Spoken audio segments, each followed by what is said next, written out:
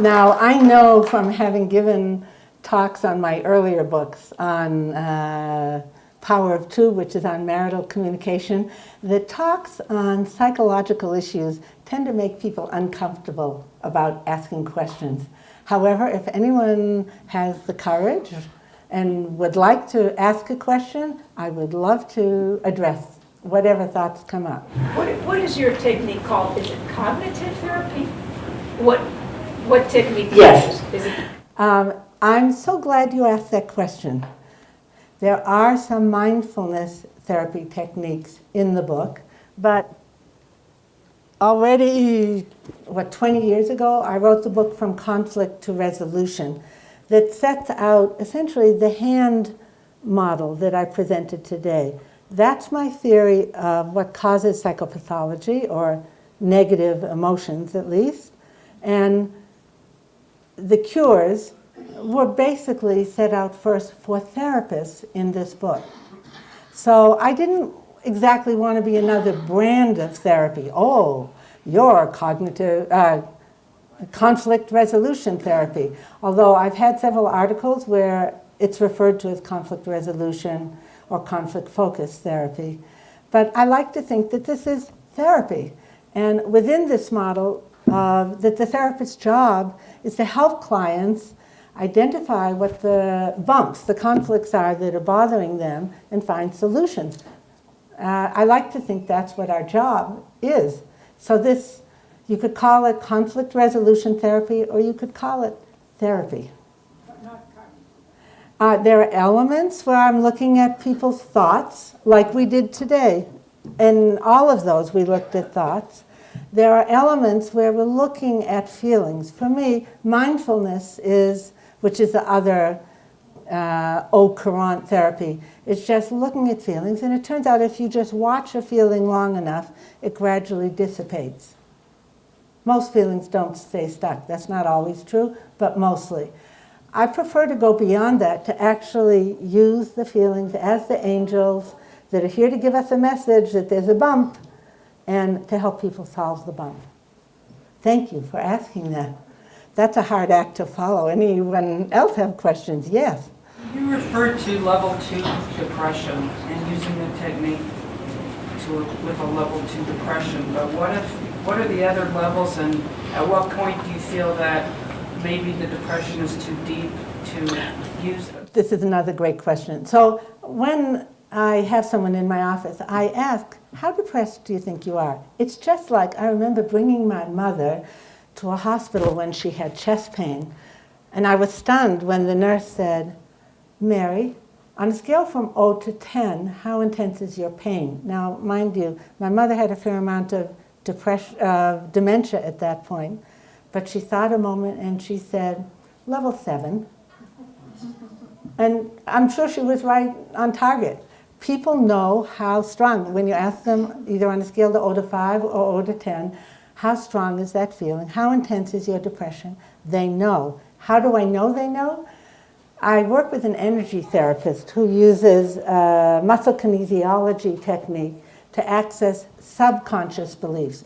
So when he's there, we also ask the subconscious, what level is her depression? And almost always it comes out either the same number or 1 or 2 different. Sometimes the subconscious will say level 9, and she's been saying, oh, I'm level 3. That's almost always somebody who's very stalwart and suppresses their feelings. Or some people do the opposite. They're hyperbolic, and the arm says, oh, she's about a level 4, and they're saying, oh, it's a 10. But for them, subjectively, it's a 10. So we listen to both. That was the first half of the question, is how do you measure the intensity of a symptom? The second question is, can you use these techniques on the whole thing? So that brings us back to Alejandro. I will say that this couple, as much as their problems were enormous, when I looked back at the chart, they had something under 10 sessions to come out feeling strong, warm, loving, and back to being happy folks functioning in the world of well-being, enjoying their kids. I think it was 7, but it might have been up to 10 sessions. However, in the next to the last session, after things had been going quite good, Alejandro came in and he looked terrible. I didn't ask them how Alejandro looked. I could see the minute I walked in the waiting room, oh, this guy's in big trouble. When he came in, I asked, how are you doing? And he said, well, I didn't kill myself, but I've had a lot of thoughts. I'm really suicidal. On a scale from 0 to 10, how much depression? 9.5. He was a scientist. Okay, I thought, oh my God, do I get a pill? They say if somebody's depression is really bad, you have to get pills for them. We did the 3 Ps. It turned out there were 3 different visions that he had of people he was mad at. We went through them. 1, then the next, and then the next. Pinpoint, pump up, problem solve. At the end, he said, oh, I'm me again. Thanks. That's what I needed. So it can be very severe.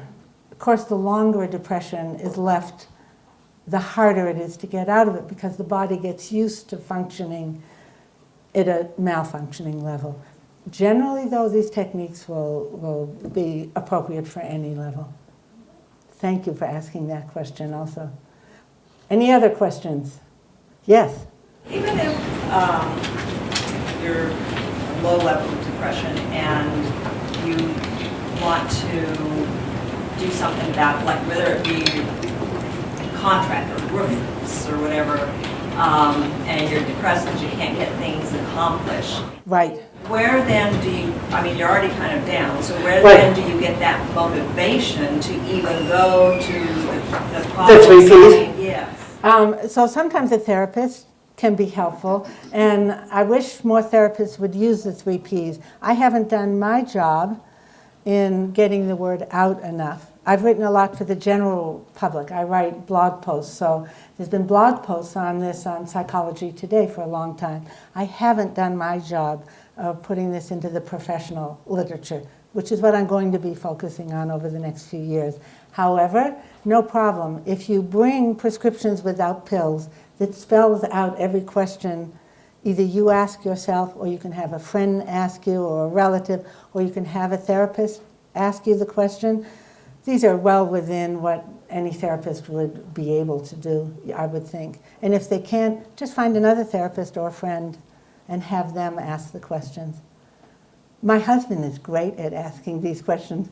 I don't even have to ask him to do 3 Ps. He knows it enough that he knows what questions to ask if I'm down. Yes, question here. Yes. You mentioned about Yolanda having problems. It's in with the societal stigma or societal problem of the male dominance thing. Right. And then you mentioned in your own way about how you cherish your family, you want the legacy to continue. Yes. It's a human proclivity about that ancestral thing and cultural thing. Yes. So my question is, are there so-called cultural negative kind of conditioning that even groups? Yes, another wonderful question. I used to think that there were some cultures where women are put down. For instance, we have very good friends who are from Pakistan, and they're devout Muslim.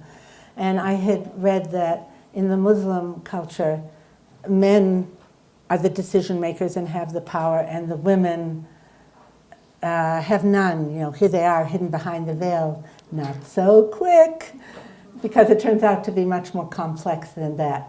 Our good friend said, look, I'm the man of the family. I make the decisions. Here's how I do it. I go to my wife and I say, what do you think? Oh, how come?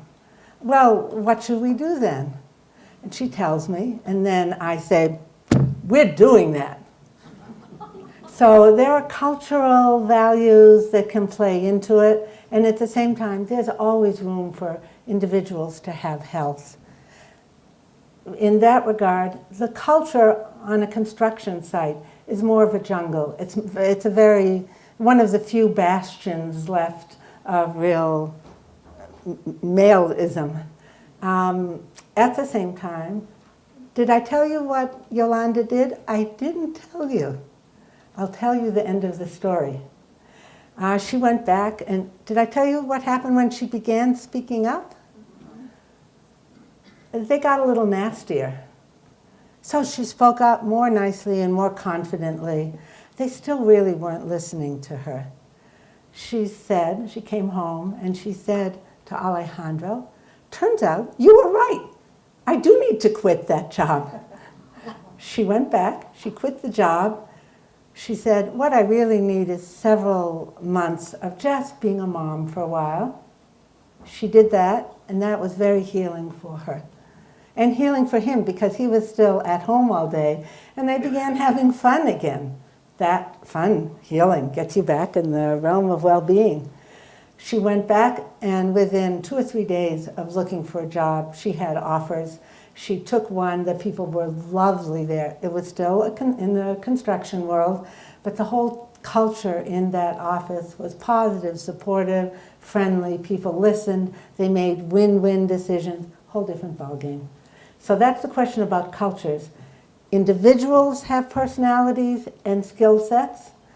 Families develop to be dysfunctional in their patterns and without adequate skills, or do learn the skills for healthy functioning. So do cultures and national groups, and any individual can still do their growing. So, Yes, oh, I'm sorry. was that my sign? Okay, yes. Do you use drugs as a last resort? I can think of 2 cases. One where I referred someone for drugs, 3. One, every time we would pump up, in the pump up part of the 3 Ps, within seconds he'd collapse. Pump up, he'd collapse. He just couldn't hold the bigger size. And I thought that's a sign there's something else going on. Second case, the man had been with a psychiatrist from well beyond when he began seeing me. The psychiatrist kept changing the medication, but for whatever reason, this man continued to see the psychiatrist. I don't like to undo someone else's work. I figure these techniques are powerful enough that even with the medication there, it should be fine. His mother came to see me and she said, I think the medications are making his depression worse. And we had a particularly effective, I feel so terrible about this, this is confessions time. We had a particularly effective session one day. He left the office smiling. I'm sure the secretaries noticed that he was joking with them and asking them about what's going on with them. This was such a change. But unfortunately, when people begin to feel better, if they've been depressed a long time, they don't heal going straight up the U. They go up and down. They're very fragile. And then something very bad happened to him the next day. He was turned down for something that was very important to him. He crashed and he committed suicide. So, you know, was it my fault? Was it the fact that there were 2 therapists involved? So you were seeing a psychiatrist and you. Right, a psychiatrist and me, I don't know. But I did feel at every inch of the way that I was rowing against the current with him. And sometimes medications do have a paradoxical impact. I think his mom was right, even though he didn't want to hear her, that it was keeping him down, the medications. So obviously it wasn't helping his depression. It definitely wasn't helping. And I see people time and time again who are depressed. They come to me because they're depressed, but they've been on antidepressants, in the case of this couple, for maybe 3 months, in other cases for years. But then it's scary because when you've been on for a long time, as you try to get off, it can trigger a very bad depression. And I have a distant relative who'd been on maybe 20 years, She tapered off very slowly and still ended up for a month in a psychiatric hospital. The depression was so bad. She's fine now and she's doing great. But it's treacherous, and if people are going to get off medications, they need to work with their physician and do it carefully. How do you know if it's organic or if it's just environment? Okay, if it's, so an organic depression to me is if, for instance, you have low thyroid. There's another cause, but generally when you're depressed, people will say, oh, it's a chemical disorder. Well, there are chemical changes when you're happy, there are chemical changes when you're sad, there are chemical changes, but that doesn't mean that's the source. The source is the bump. And having ended up in a dominant-submissive interaction, that's how I explain it here.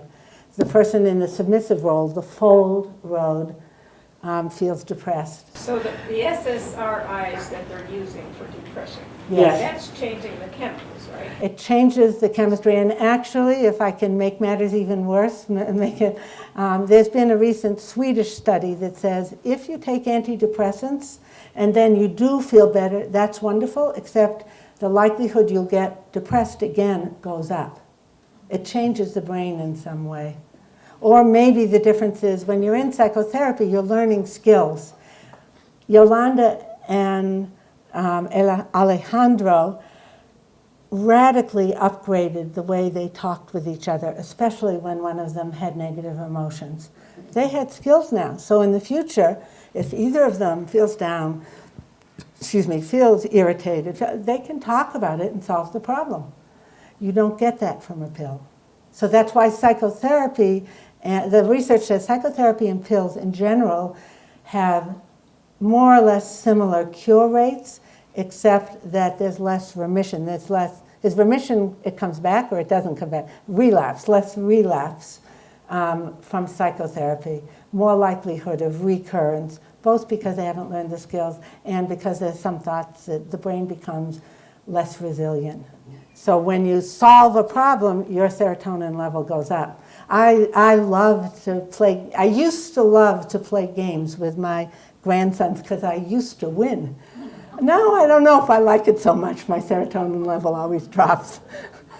Last question over there. Can you address complicated grief and severe loss? Okay. So loss is a form of, you fold because you have no choice. The person is gone when they've died. So grief is a subset of depression. I'm just going to say that for now. I would add one other thing. Often grief, when it continues over time, devolves into depression. And actually, I'll tell you the question that helped me when I fell into a protracted bereavement once. Fine, I was depressed or sad when this person died, but I had a family to take care of. And after a couple weeks, my husband was very savvy. He asked the question that I mentioned about using for addictions. He said, if you look at your depression, your sadness, your can't functionness in the best possible light, what is it meant to accomplish? And at first I thought, oh, you think you're a psychologist or whatever. And then I calmed down and I really listened to that question, and I realized it was my way of showing this man, who was my tennis coach actually at the time, what an important person he'd been, not only to me, but to the whole community. It was my way of showing him my respect, to show how much I was suffering at the loss. So then the follow-up question is, oh, what's another way to accomplish that same goal? And that did it. I mobilized, I went through pictures I'd taken. I found the best one, which was a picture of him with a group of his younger students who were also adoring. We brought it to the tennis center, and this was, how many years ago? 30 years ago? It wasn't 30 years ago. It's still there today in a frame, like a kind of a shrine to him. Yeah, so people would remember him. Much better solution. Thank you all so much for coming today. I might be able to get a handle on you a little better. right.